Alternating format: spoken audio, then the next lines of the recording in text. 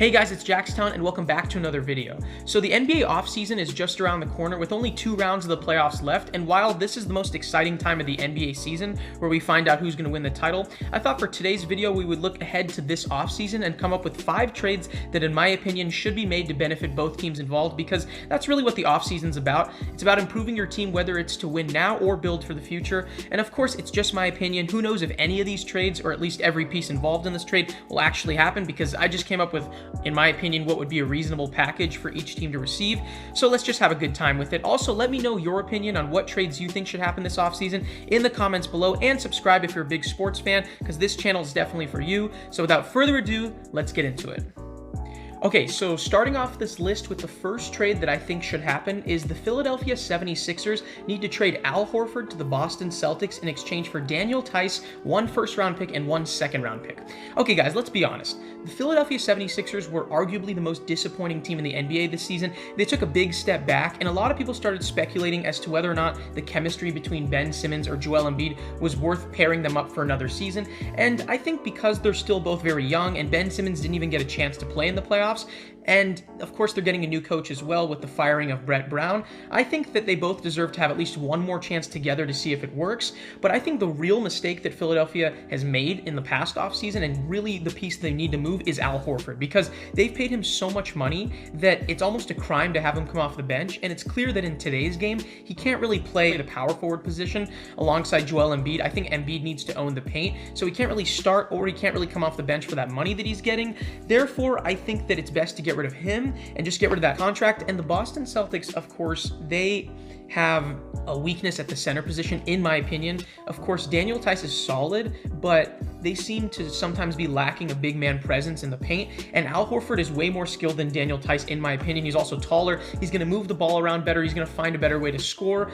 and of course, it's a sell low moment for Al Horford. He arguably had maybe the worst season of his career this past year, so I think the Boston Celtics can get a bargain, and they only have to give up 1 first-round pick and 1 second-round pick along with Daniel Theis to get Al Horford, and I think that'll convince the Sixers just to get rid of him, and I think that'll really benefit both teams. It'll open up the paint for Joel Embiid more, and it'll give the Celtics someone in the paint to provide more than Daniel Theis does. Okay, so the second trade that I think, in my opinion, needs to happen this offseason is the Washington Wizards need to trade Bradley Beal to the Orlando Magic in exchange for Terrence Ross, 2 first-round picks, and 1 second-round pick. So the Orlando Magic were a playoff team last year, but I think their biggest weakness was their lack of offense. A lot of times, especially against the Bucks, you could tell that they would just go on these cold offensive stretches. They just could not score. And Bradley Beal is the definition of a pure scorer. He averaged over 30 points per game this season, definitely by far the best season of his career. And the Wizards have been wanting to rebuild for a while, and there's been rumors that Bradley Beal is going to move on, or they're going to try to move him. And I think the Orlando Magic would be the best fit for him, because they're already a playoff team, and Bradley Beal could maybe make them a contender in the East. They could really use his perimeter scoring and just overall shot creating. And Terrence Ross is a very solid player. I'm sure the Wizards would like to have him on their team. And 2 first-round picks and a second-round pick is really good for them, especially since they look like they're going to go into rebuilding mode, and they're not really that good, so they want to build for the future. This is such a sell-high moment for Bradley Beal. The Wizards could really get a lot from him right now, more than ever. So I think making that move would be really good for both teams. It'll make the Magic maybe a contender in the East, and the Wizards, it'll give them more prospects for the future. The next offseason trade I think should happen is the Phoenix Suns should trade Dario Saric, 2 first-round picks and a second-round pick to the Cleveland Cavaliers in exchange for Kevin Love.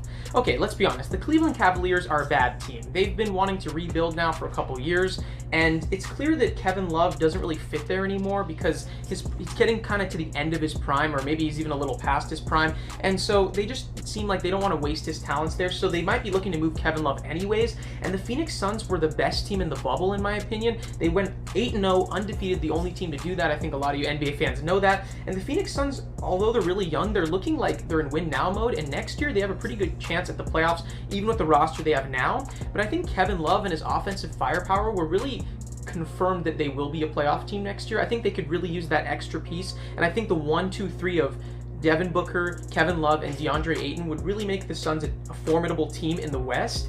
And I think the Suns also need a little bit of a veteran presence because currently their starting lineup, they have Mikal Bridges at the small forward and Cameron Johnson at power forward. Both those guys are good, but they just maybe need another veteran, especially if they become a playoff team with some experience to lead them a little bit. And it'll also take some stress off Devin Booker because at times it looked like, even though he's been playing like a superstar, it looks like he carries that offense a little too much sometimes. And Kevin Love, who doesn't really need the ball that much, he's kind of a catch and shoot guy at times. He can be, at least. He can just take the stress off Devin Booker at times. He can feed him. He can get 20 points a game, 10 rebounds, really help that team. And they'll be a great rebounding team. It'll really improve their scoring, add veteran presence. And the Cavs, who are pretty much going to be tanking for a couple years, or at least a couple years, could really use those 2 first-round picks. And I think that'll be a great trade for both teams. Okay, this next trade is probably my boldest one yet. I don't think this will happen, but it's kind of crazy, but just bear with me right here. Okay, so it's pretty obvious the Clippers choked in the playoffs against the Denver Nuggets again. They blew a 3-1 lead, everyone knows it, and so people have been talking about they need to make some kind of move, whether it's maybe moving on from Doc Rivers, trading Paul George, but this is the bold one that no one saw coming, or no one's going to see coming, but I think they should do this. I think they need to trade Patrick Beverley, Ivica Zubac, Marcus Morris, and 2 first-round picks to the Washington Wizards in exchange for John Wall and Thomas Bryant. So why I think this needs to happen is I think the biggest problem for the Clippers is they don't have a true point guard. Patrick Beverley's a defensive guy, but he doesn't really handle the ball. Lou Williams is just a pure scorer. Kawhi Leonard and Paul George aren't really point guards, and these guys have been handling the ball the most, but it just doesn't really work. They don't really have a facilitator who can get guys open looks. It's a lot of one-on-one. So I think John Wall, who's a great passer, can just be a great facilitator and just leader for the team, that he can get guys looks and he can score himself. I think they really need a true point guard to get all these guys looks. And I think Patrick Beverley just doesn't really fit that well onto their team, other than his great defense, obviously. But offensively, he's kind of a little bit of a burden. And John Wall is a great offensive player. He's a good defensive player. He's got a lot of size, 6'4", and he's a great passer. And you know, he's a star player. And the Wizards are looking to rebuild anyways. And Thomas Bryant is a really skilled big man. He's underrated. People don't really talk about him. He's very athletic, can dunk with ease. He can get to the basket. He's kind of like a DeAndre Jordan type of player. And I think he's way better than Ivica Zubac, who he overall, especially offensively speaking, I think he can get to the basket. He can get lobs thrown to him. So that starting lineup of John Wall or the final lineup probably at the end of games with John Wall, Lou Williams, Paul George, Kawhi Leonard, and Thomas Bryant would be such a good lineup for the Clippers. And I think that would fix their biggest problem, which is getting everyone involved and playing as a team with chemistry. And so I think that'd be great for them. And the Wizards, obviously, they want to rebuild. So those 2 first-round picks and those 3 players who are all very good players, I think that would really help them. So this trade should happen, in my opinion. I think it'd be great for both teams. All right, and the last trade that I think should happen this offseason, and I hope happens over all these other trades, is the Oklahoma City Thunder should trade Chris Paul to the Milwaukee Bucks for Eric Bledsoe and a first-round pick. So the OKC Thunder surprised everyone this past season, obviously, as they made the playoffs as a 5 seed, took the Rockets to Game 7, even though they had a less than 1% chance to even make the playoffs, especially in that super tough Western Conference. And because they fired Billy Donovan, it's kind of clear that the Thunder want to kind of start over and rebuild their team. And there's been rumors that they want to trade Chris Paul because it's a sell-high movement, because Chris Paul's stock this offseason is way higher than last year because he really did have a comeback season. He was great this past year, great leader, and just looked like vintage Chris Paul this past season.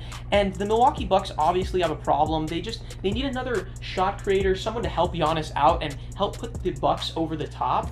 And I think Eric Bledsoe's a solid point guard, but I don't think he's a great passer or a great scorer. I think he's solid at a lot of things, but he's not great at anything. And so I think Chris Paul is way more fitting on the Thunder. He's a great leader. Charles Barkley, obviously, if you watch Inside the NBA, calls him the best leader in the league, and I agree. And I think he's just going to control the tempo for the Bucks. He's going to get Giannis open looks. He's going to lead the team. He's a veteran, and he's also hungry for a championship, just like Giannis and the Bucks. He's never won before. So I think together he would create shots. They need a shot creator. He'd get a lot of shots himself. He doesn't need help getting shots, obviously. Great shot creator off the dribble. He's going to find Giannis looks and help him eliminate some of the stress with him always having the ball. He can help him play off the ball, throw him lobs, get him open looks in the paint, which will be really great for Giannis also.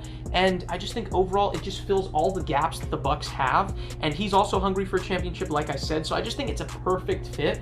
And the Thunder, obviously rebuilding, they would love Eric Bledsoe as a solid rotation piece. piece, and they would get a first-round pick, obviously. Maybe it'll take 2 first-round picks or whatever, but I just think that the Bucks should really try to make this trade because it really is a perfect fit for them if you think about everything involved. They get the shot creator they've been missing, the leader they've been missing, true point guard that they've been missing, and just someone to help alleviate the stress off of Giannis. And the Thunder obviously want to rebuild, start over, so it's just a perfect trade in my opinion. This definitely should happen, and I really hope it does.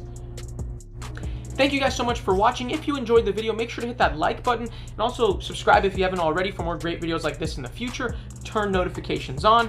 Thank you guys. I really appreciate and love all your support, and I'll see you all later.